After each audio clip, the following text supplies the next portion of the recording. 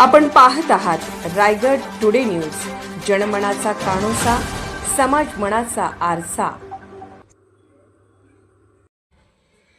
प्रसाद भोईर यांच्याकडून पूरग्रस्त भागाची पाहणी, राकेश टेमघरे यांच्याकडून घेतली आपत्कालीन यंत्रणेची माहिती, नागोठणे रोशन पत्की।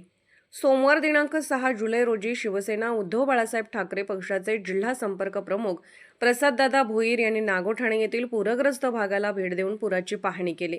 यावेळी त्यांच्यासोबत शिवसेना उद्धव बाळासाहेब ठाकरे पक्षाचे पेन तालुका प्रमुख समीर म्हात्रे, नागोठणे विभाग प्रमुख प्रकाशभाई मेस्त्री, शहर संपर्क प्रमुख मुकेश भोय, ग्रामपंचायत सदस्य प्रकाश कांबळे, चेतन कामते, संदीप राऊत, सामाजिक कार्यकर्ते विकासभाई मेस्त्री, संतोष शिप्ते आदी कार्यकर्ते व ग्रामस्थ उपस्थित होते।